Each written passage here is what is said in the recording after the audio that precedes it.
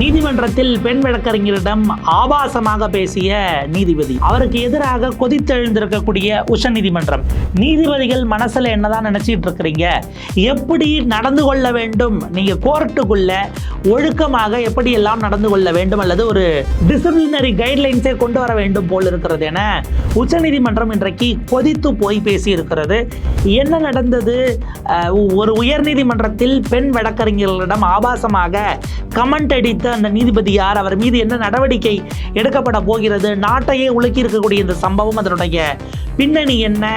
எவ்வளவு மோசமாக பெண்கள் பணியிட சூழல்களில் நடத்தப்படுகிறார்கள் அப்படிங்கிறதுக்கு மற்றும் ஒரு உதாரணமாக நீதித்துறையும் விதிவிலக்கல்ல என்று கட்டியம் கூறியிருக்கிறதா இந்த நிகழ்வு?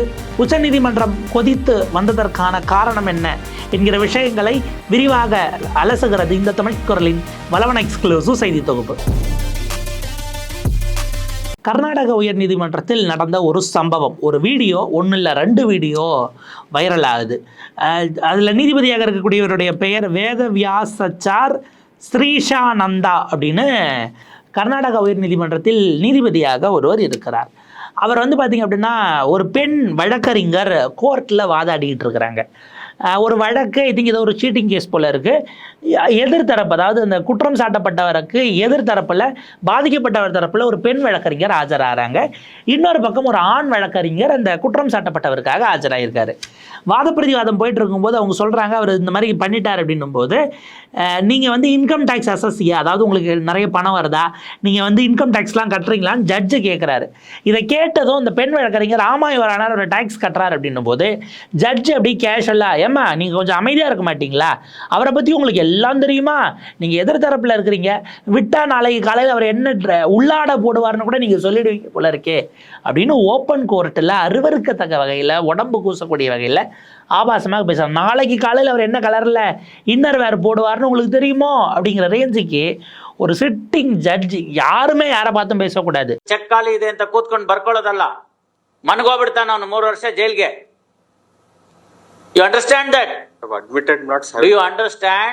I understand that concept. Where is books of account yours? Are you income tax assessee?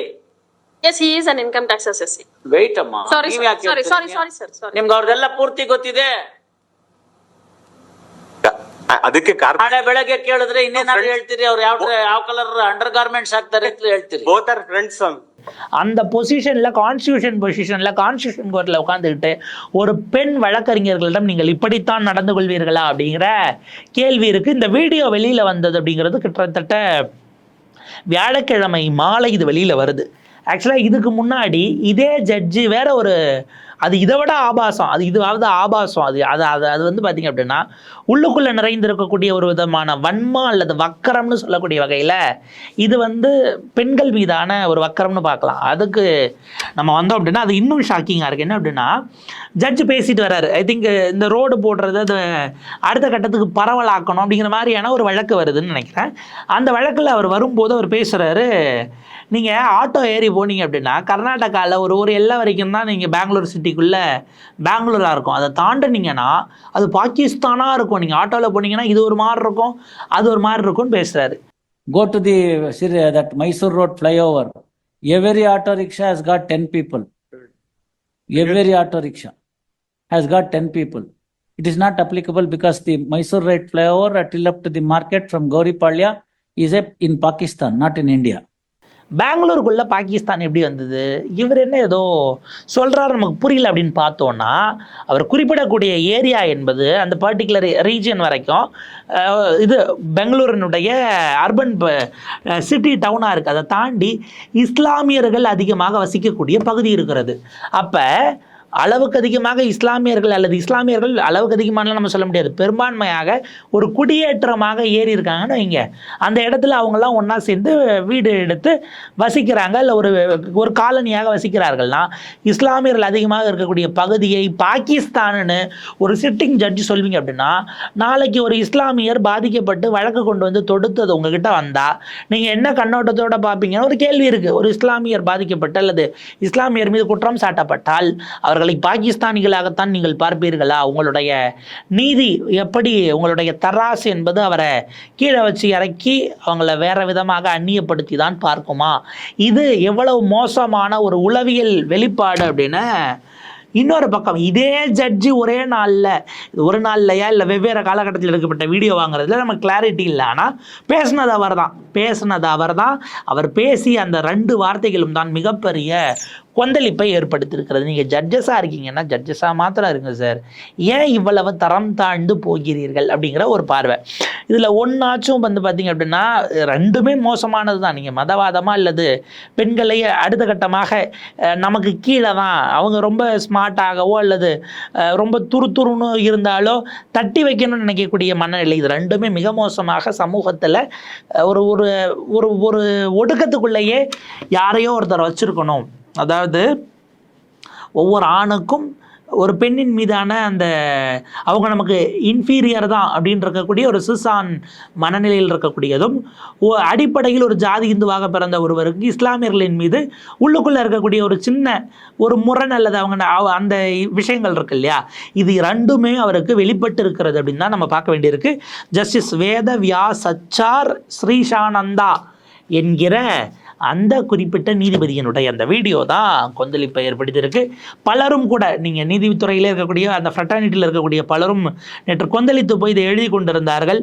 குறிப்பாக மூத்த வழக்கறிஞர், உச்சநீதிமன்றத்தினுடைய மூத்த வழக்கறிஞர் இந்திரா ஜெய்சிங் அவர்கள், அவங்க ஒரு லா ஆக்டிவிஸ்ட், தொடர்ந்து பல தளங்களில் மனித உரிமை சார்ந்து போராடி கொண்டிருக்கக்கூடியவர். அவங்க போட்டிருந்தாங்க, we call upon the chief justice of India to take so much action against this judge and sent him for gender sensitisation training அப்படின்னு நேற்று அவர் போட்டு கொந்தளிச்சிருந்தார். நாங்கள் உச்சநீதிமன்ற தலைமை நீதிபதி ஜஸ்டிஸ் DY சந்திரசூட் அவர்களுக்கு இந்த இடத்துல இருந்து அப்பீல் பண்ணுறோம், சுவமோட்டோ எடுங்க. எடுக்கிற சுவமோட்டோவில் இந்த ஜட்ஜை கூப்பிட்டு என்ன எதுக்கு அப்படின்னு பேசிட்டு ஆக்ஷன் எடுத்து ஜெண்டர் சென்சிட்டைசேஷன் ட்ரைனிங்க்கு அவரை நீங்கள் அனுப்பணும். அதாவது தனக்கு சமமான மாற்று பாலினத்தவர்களோடு எப்படி நடந்து கொள்ள வேண்டும் என்பதை படிப்பதற்கு, கற்றுக்கொள்வதற்கு ட்ரைனிங் பண்ணி அவங்கள நீங்கள் அனுப்பிவிடுங்க அப்படிங்கிற லெவலுக்கு அவங்க கொதிச்சு போய் இது பண்ணியிருந்தாங்க. நம்ம ஆக்சுவலாக அந்த பெண் வழக்கறிஞருடைய முகத்தை காணொலியை பகிர வேண்டாம், ஏன்னா அது ஒரு எம்பராசிங் சுச்சுவேஷன் அப்படிங்கிறதுனால ஜட்ஜு சொன்னது வேணால் நம்ம கிளிப்பிங் முடிஞ்சால் அதில் ஆட் பண்ணலாம். பட் அந்த வீடியோ காட்சி நல்ல வேலையாக ஹைகோர்ட்டில் இதெல்லாம் ரெக்கார்ட் ஆச்சுங்கிறதுனால வெளியில் வந்துச்சு. இதே போல் பார்த்திங்க அப்படின்னா வழக்கறிஞர் இருக்கக்கூடிய சஞ்சய் கோஷ் அவர்களும் கூட ரொம்ப ஆவேசமாக அந்த பாகிஸ்தான் அப்படிங்கிற அந்த விவகாரத்துக்கு ட்விட்டரில் ரியாக்ட் பண்ணியிருக்கிறாரு. Judge of Indian constitutional court referring to fellow citizens of different faith as Pakistani astonishing அப்படின்னு அவர் பதிவிட்டிருக்கிறார். இந்தியாவில் அரசமைப்பு சட்டத்தால் உருவாக்கப்பட்ட ஒரு கான்ஸ்டியூஷனல் கோர்ட்டில் உட்கார்ந்துக்கிட்டு தன் மாற்று மத நம்பிக்கை கொண்டவரை அவர் சொல்லுகிறார் பாகிஸ்தானி என்று சொல்லுகிறார். எவ்வளவு பெரிய வெட்கக்கேடான செயல் அப்படின்னுட்டு அவர் தன்னுடைய பதிவிட்டிருக்கிறார். நம்ம அதையும் கூட பார்க்குறோம். ஸோ இப்படியான ஒரு ஸ்பேஸ்க்குள்ளே வரும்போது தான் இந்த வீடியோ வியாழக்கிழமை மாலை கிட்டத்தட்ட மதியத்துக்கு மேலே அந்த பாகிஸ்தானிங்கிற கமெண்ட்டை மதியம் கிட்டத்தட்ட ஒரு 12 மணி போல் வந்தது. அன்றைக்கி நாள் முழுக்க ஓடிச்சு. இந்த பெண் நீதி வழக்கறிஞரிடம் ஆபாசமாக நடந்து கொண்டது அப்படிங்கிற அந்த வீடியோ அடுத்தது கூட ஜாயிண்ட் ஆகுது. ஸோ அது அப்படியே பீக் ஆகி தான் இது போகிறது. அடுத்த நாள் செய்தி வருகிறது, அன்றைக்கு இரவே வந்துருச்சு, உச்சநீதிமன்றம் தாமாக முன்வந்து இந்த வழக்கை விசாரணைக்கு எடுத்திருக்கிறது. கர்நாடக உயர்நீதிமன்றத்தைச் சேர்ந்த நீதிபதி தவறுதலாக நடந்து கொண்டது, மோசமாக நடந்து கொண்டது தொடர்பாக 5 நீதிபதிகள் அமர்வு இதை விசாரிக்க போகிறது அப்படின்னு செய்தி வருகிறது. அதன் அடிப்படையில் வெள்ளிக்கிழமை காலை கூடியதும் முதல்ல 5 நீதிபதிகள் அமர்வு உருவாக்கப்படுகிறது. இந்தியாவினுடைய உச்சநீதிமன்ற தலைமை நீதிபதி டாக்டர் DY சந்திரசூட் அவர்கள், அதே போல் பார்த்திங்க அப்படின்னா ஜஸ்டிஸ் சஞ்சீவ் கண்ணா அடுத்தது தலைமை நீதிபதியாக ஆகக்கூடியவர் இன்லைன். அடுத்தது ஜஸ்டிஸ் BR கவாய் அவர்கள், அவரும் அடுத்து கிட்டத்தட்ட ஒரு வருடம் வரைக்கும் ஜட்ஜாக உச்சநீதிமன்ற தலைமை நீதிபதியாக இருக்கக்கூடியவர் இன்லைன் தான். அதே போல் ஜஸ்டிஸ் சூரியகாந்த் அவர்கள், ஜஸ்டிஸ் ரிஷிகேஷ் ராய் ஆகிய 5 நீதிபதிகள் அமர்வு மார்னிங் வந்ததும் உட்காந்து இமீடியட்டாக நாங்கள் இதை விசாரித்து ஆர்டரை பாஸ் பண்ணுறோம் அப்படின்னு உட்காருகிறார்கள். உச்சநீதிமன்றத்தில் கொஞ்சம் பரபரப்பு அப்படிங்கிறது தொடங்குகிறது. நம்ம ஏன் இங்கே வந்திருக்கோம் அப்படிங்கிறது சீஃப் ஜஸ்டிஸ் அந்த அட்ரஸை ஸ்டார்ட் பண்ணுறாரு. நம்ம ஏன் இங்கே அசம்பிள் ஆகிருக்கோம் அப்படிங்கிறது ஆப்வியஸாக உங்களுக்கு தெரிஞ்சிருக்கும். ஏன்னா மத்திய அரசின் சார்பில் நேரடியாகவே ஐ திங்க் துஷார் மேத்தா எதுவும் வெக்கேஷனில் இருக்காரான்னு தெரியல. ஏன்னா நேரடியாக அட்டார்னி ஜெனரல் திரு வெங்கட்ரமணி அவர்களே இப்போ ரீசெண்ட் டேஸில் கோர்ட்டுக்கு வராரு அப்படிங்கிறத பார்க்க முடியுது. மேபி அது ஏதாச்சும் ஒரு விஷயமா இருக்கலாம். பட் அட்டார்னி ஜெனரல் வெங்கட்ரமணி அவர்கள் நேரடியாக அந்த பெஞ்ச் முன்னாடி ஆஜராகிறாரு. ஏன்னா மத்திய அரசின் தரப்பில் அவங்களுக்கு தான் டைரக்ஷன்ஸ் கொடுக்கணும், ஓவரால் இது வரணும் அப்படிங்கிறதுனால கூப்பிட்டுட்டு நம்ம ஏன் இங்கே கூட்டியிருக்கோம்னு உங்களுக்கு தெரியும். மிக மோசமாக ஒரு கமெண்ட்டை கர்நாடகா ஹைகோர்ட்டினுடைய ஒரு ஜட்ஜ் பேசியிருக்கிறார். அந்த வீடியோ இன்றைக்கு முழுக்க பரவி இருக்கிறது. சமூக வலைதளம் முழுக்க அதுதான் பேசுபொருளாக இருக்கிறது, வைரலாக பரவி இருக்குங்கிறத பார்க்குறோம் அப்படின்னு சொல்லிட்டு அந்த 2 அப்ஜெக்ஷனபிள் வீடியோஸ் போய் இருக்கிறத எடுக்கிறாங்க.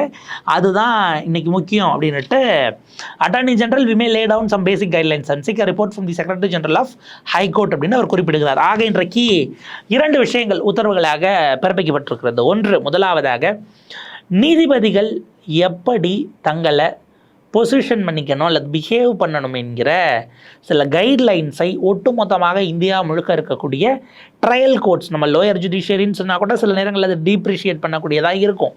ட்ரையல் கோர்ட்ஸில் தொடங்கி ஆரம்ப நிலையில் முன்சிஃப் கோர்ட்ஸாக இருக்கக்கூடிய இடத்துல தொடங்கி உச்சபட்சத்தில் இருக்கக்கூடிய உச்சநீதிமன்றம் வரை நீதிபதிகளுக்கு பிஹேவியரல் சார்ந்தவர்களுடைய பண்பு நலன், தங்களை எப்படி ப்ரொஜெக்ட் பண்ணிக்கிறாங்க, பொது இடங்களில் எப்படி இருக்கணும், இந்த இடக்கர அடக்கல் அப்படின்னு தமிழில் ஒரு வார்த்தை உண்டு. அது இடத்துக்கு தகுந்த மாதிரி நீங்கள் சில விஷயங்களை அப்ராப்ரியேட்டாக செஞ்சுக்கணும் அப்படிங்கிற ஒரு விஷயம். அதெல்லாம் தமிழில் அது வேறு விதமான விஷயங்கள். பட் ஸ்டில் அந்த மாதிரியான கைட்லைன்ஸை ஃப்ரேம் பண்ண வேண்டிய தேவை வந்திருக்கிறது. உச்சநீதிமன்றம் அதை செய்யும் அப்படின்னு குறிப்பிட்டுட்டு இந்த வழக்கில் பர்டிகுலர் வழக்கு, அந்த வீடியோ போயிட்டு இருக்கல, அதில் என்ன தான் நடந்தது, எந்த கேஸு, ஏன்னா இது எப்போ நடந்ததுங்கிறது தெரியல. அவர் மீது ஒரு குற்றச்சாட்டு வந்த பிறகு அதுக்கு பிறகு அது கேஸாக மாறுது, வைரலாக எடுக்கிறாங்க. ஒருவேளை இப்போ நம்ம மகாவிஷ்ணு வழக்கிலே பார்த்தோம், அந்த வீடியோ இது பண்ணி வைரல் ஆகி போகிறதுக்கு கிட்டத்தட்ட 10-12 நாளைக்கு முன்னாடி அவர் பேசிட்டு ஆஸ்திரேலியா போயிட்டார் தலைவர். ஆனால் வீடியோ வந்த பிறகு தான் நடந்ததே தெரியும். அந்த ஆசிரியர் டாக்டர் சங்கர் இருக்கார் இல்லையா, அவரை போயிட்டு அன்பில் மகேஷ் அவர்கள், நம்முடைய மாண்புமிகு அமைச்சர் அவர்கள் மரியாதைலாம் செஞ்சார். ஆனால் அந்த 12 நாட்களாக தான் அவமானப்படுத்தப்பட்டதுக்கு அவரை அதை உள்ளுக்குள்ளேயே உளவியல் ரீதியாக எவ்வளோ ப்ராசஸ் பண்ணியிருப்பாருங்கிற கேள்வி இருக்கு இல்லையா. அந்த மாதிரி இந்த குறிப்பிட்ட வழக்கில் பெண் வழக்கறிஞர் அவர்களோ அல்லது மற்றவர்களோ எப்படி அவர்கள் மலினப்படுத்தப்பட்டார்கள். நீங்கள் ஒரு ஒரு ஒரு கோரிக்கைக்காக கோர்ட்டுக்கு போயிட்டு ஜட்ஜியே உங்களை வெளியில் எல்லாரும் அவங்கள பிரித்து பார்க்குறாங்க. ஏற்கனவே ஹிஜாப் கேஸ் எல்லாம் அங்கே வந்தது, பிரித்து பார்க்குறாங்க என்பதற்காக நீதிமன்றத்துக்கு போய் நீதிபதியும் அந்த பாகிஸ்தான் ஏரியாவான்னு உங்களை கேட்டால் ஒரு பெட்டிஷனருடைய மனநிலை என்னவாக இருக்கும், அவருக்காக வாதாடக்கூடிய வழக்கறிஞருடைய மனநிலை என்னவாக இருக்கும், இவர்கிட்ட என்ன தீர்ப்பு கிடைக்கும், என்ன நீதி கிடைக்கும்னு அவங்க எப்படி நினைப்பாங்கிற கேள்வி இருக்கு இல்லையா. இதெல்லாம் அட்ரஸ் பண்ணப்படணும். ஸோ அதுக்கான கைட்லைன்ஸ் நாங்கள் கொடுக்குறோம் அப்படின்னு இருக்காங்க. இந்த சூழல், இந்த பார்ட்டியில் 2 கேஸ்லேயும் என்ன நடந்தது, என்ன பேசினாங்க, ப்ராப்பர் ஃபுட்டேஜ், ஃபுல் ஃபுட்டேஜ் எங்களுக்கு டீட்டெயிலோட வேணும் அப்படின்னு பதிவாளர், கர்நாடக உயர்நீதிமன்றத்தினுடைய பதிவாளருக்கு இன்றைக்கு உத்தரவு என்பது பறந்திருக்கிறது. இமீடியட்டாக register general of the high court to submit a report after seeking administrative directions from the chief justice of Karnataka high court. நேரடியாக நீங்கள் எங்களுக்கு கொடுக்கறது அப்படிங்கிறத தாண்டி நிர்வாக ரீதியாக உங்களுக்கு உத்தரவிட வேண்டியது உங்களுடைய சீஃப் ஜஸ்டிஸ் தான். ஏன்னா ஹைகோர்ட்டினுடைய தலைமை நீதிபதியிடம் பெர்மிஷன் வாங்கிக்கிட்டு அவர்கிட்ட டைரக்ஷன்ஸ் வாங்கிட்டு டீட்டெயில்டு ரிப்போர்ட்டை எங்களை என்னெல்லாம் காப்பி அனுப்பணுமோ நீங்கள் கொடுக்கணும் அப்படின்னு அவர் குறிப்பிடுகிறார். கூடுதலாக சந்திரசூட் அவர்கள் ஒரு வார்த்தை சொல்கிறாரு, in this age of social media we are closely watched and we have to act accordingly. இன்றைக்கு இருக்கக்கூடிய சமூக வலைதளங்கள் பீக்கில் இருக்கக்கூடிய ஒரு காலகட்டத்தில் நாம் நம்ம பிக் பாஸ் முன்னாடி கமல் சொல்லுவார் இல்லையா, யூ ஆர் பீயிங் வாட்ச்டு அப்படின்னுட்டு, நாங்கள் பார்த்துக்கிட்டே இருக்கோம் அப்படின்னு. கிட்டத்தட்ட அந்த மாதிரி சோஷியல் மீடியா இன்றைக்கி எல்லாரையும் பார்த்துக்கிட்டு இருக்கு. நீங்கள் அதுக்கு ஏற்றாறு போல் நடந்து கொள்ள வேண்டும் அப்படின்னு குறிப்பிடுகிறார். இப்போ இதையும் நீங்கள் மல்டிபிள் டேர்மில் எடுத்துக்கலாம். இப்போ கேமரா இருக்கும்போது நீங்கள் ஒழுங்காக நடந்துக்கணும் அப்படின்னு சொல்ல வராரா, இதெல்லாம் இன்டர்பிரிட்டேஷன்ஸ் தான். பட் நீங்கள் ஆப்வியஸாக காலத்துக்கு தகுந்தாற் போல் மாற வேண்டும். அந்த பழைய பெருமைகள் அந்த லெவலில் இருந்துக்கிட்டு ஜட்ஜ் சொல்கிறது தான் எல்லாம் எப்படி வேணாலும் நடந்துக்கலாம் அப்படின்லாம் வரக்கூடாது அப்படிங்கிறத நம்ம கவனிக்க வேண்டியிருக்கு. இதுக்கு நடுவில் இன்னொரு சம்பவம் நடந்தது. உச்சநீதிமன்றத்தினுடைய பேஜே இன்றைக்கு அவங்களோட யூடியூப் பேஜை ஹேக் பண்ணிட்டாங்க யாரோ ஹேக்கர்ஸு. அது ஒரு மோசமான ஒரு செய்தி தான். என்ன அப்படின்னா, அவங்க இப்போ இந்த லைவ் ஸ்ட்ரீமில் தானே உங்களுக்கு வீடியோ கிடைக்குது, இதை பற்றி இவங்க விசாரிக்கிறது வெளியில் வரக்கூடாதுன்னு யாரோ ஹேக் பண்ணிட்டாங்களா அப்படின்னு நமக்கு தெரியல. வெள்ளிக்கிழமை காலை ஒரு 12 மணி வாக்கில் அந்த செய்தி வந்தது. லைவ் ஸ்ட்ரீம், ஏன்னா நீதிமன்றத்தில் இந்த மாதிரி கான்ஸ்டியூஷன் பெஞ்சஸ் வரும்போது சில முக்கியமான வழக்குகள் வரும்போதெல்லாம் லைவ் ஸ்ட்ரீம் போடுவாங்க, நாட்டு மக்கள் எல்லாரும் பார்த்துக்கிட்டோம் அப்படின்னு போடுவாங்க. அப்படி போட்டப்படக்கூடிய விஷயங்களை வந்து பார்த்திங்க அப்படின்னா செக் பண்ணி கட் பண்ணக்கூடிய ஒரு விதமாக பார்த்துருக்குறாங்க. யாரோ அதை ஹேக் பண்ணிவிட்டு அதில் பிட்காயின் விளம்பரத்தை போட்டு இதில் இன்வெஸ்ட் பண்ணிங்கன்னா நீங்கள் அப்படி போயிடலாம் இப்படி ஆயிடலான்னு பிட்காயின் ஆட் ஓடிக்கிட்டு இருந்தது. அதற்கு பிறகு சுமார் ஒரு 3 மணி நேரங்களுக்குள்ளாகவே சைட்டை நாங்கள் மீட்டுட்டோம், மீண்டும் யூடியூபனுடைய இதை வந்து நாங்கள் மீட்டுட்டோம் அப்படின்னு உச்சநீதிமன்றமே அவங்களுடைய ரெஜிஸ்டார் மூலமாக பதிவாளர் மூலமாக தெரிவித்தார்கள் அப்படிங்கிறத பார்க்குறோம். இது ஒரு பக்கம் அப்படின்னா இன்னும் ஒரு பாயிண்ட் வருது. என்ன அப்படின்னா இன்றைக்கி மற்றும் ஒரு கைட்லைன் கர்நாடகா ஹைகோர்ட்டில் கொடுக்கப்பட்டது அப்படின்னு ஒரு செய்தி இருக்குது. நான் வேணால் கிராஸ் செக் பண்ணுறேன். இந்த மாதிரியான விஷயங்கள் விவாதங்கள் நடக்கக்கூடியதை பெர்மிஷன் இல்லாமல் வீடியோ எடுத்துட்டாங்க அப்படின்னு ஒரு விஷயம் ரைஸ் ஆகிருக்கு அப்படின்னு சொல்கிறாங்க. அது மேபி கர்நாடகா ஹைகோர்ட் வந்து அட்மினிஸ்ட்ரேஷன் ரீதியாக அதை எப்படி அதை அப்படி ஒரு ப்ராசஸை கொண்டு வராங்க அப்படின்னா, அதாவது இப்போ இந்த வீடியோ வெளியில் போனது இல்லைனால வீடியோவை யார் எடுத்தா அது போயிருக்கக்கூடாது இல்லை என்கிற பிரச்சனையை பிரதானமாக்கி விட்டு பேசிய ஜட்ஜு அப்படி பேசினாரா ஒரு பெண் லாயர்ட்டு இப்படி பேசலாமாங்கிறத செகண்ட் ஆக்கிட்டு இதை எடுத்தது யார் என்பது கண்டுபிடிக்கணும் அப்படிங்கிற மாதிரி சில வேலைகள் நடப்பதாகவும் சில செய்திகள் வந்திருக்கு. நம்ம கடந்த காலத்தில் இந்த மாதிரியான பல விஷயங்களை பார்த்துருக்கிறோம். உதாரணத்துக்கு அரவிந்த் கெஜ்ரிவால் முதல் முறையாக கைது செய்யப்பட்ட பிறகு டெல்லியில் ரோசமணி கோர்ட்டுக்கு வந்தபோது அவர் பேசிய அவருக்காக வாதாடி கொண்டார். அப்படி வாதாடும் போது அவர் சொன்ன அந்த ஆடியோக்களை பலர் பதிவு பண்ணி யாரோ ரிலீஸ் பண்ணாங்க.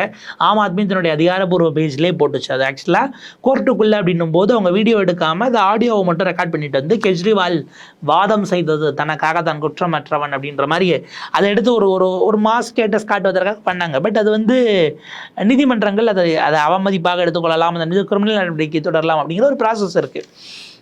இன்றைக்கி வரைக்கும் பார்த்திங்க அப்படின்னா சுப்ரீம் கோர்ட்ஸ்க்கு தான் லைவ் ஸ்ட்ரீமிங், அதுவும் கான்ஸ்டியூஷனல் பெஞ்சுக்கு தான் இருக்கும்போது இந்த ஹைகோர்ட் விஷயங்கள் எப்படி எடுக்கப்பட்டது அப்படிங்கிற ஒரு கேள்வி இருக்குது. பட் அது வித் பெர்மிஷன் செய்யப்பட்டதா, இன் கேமரானா ஆப்வியஸாக அது ரகசியமாக தான் இருக்கும்.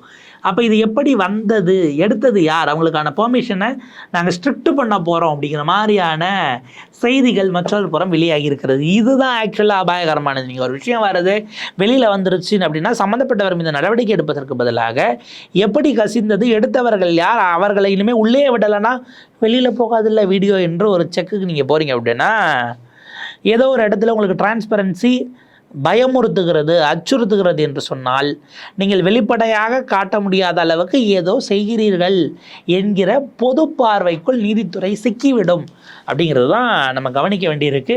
நான் கேட்டால் கம்ப்ளீட்டாக ப்ரொசீடிங்ஸ் எல்லாம் ஸ்ட்ரீம் பண்ணுறதுல தவறு கிடையாது.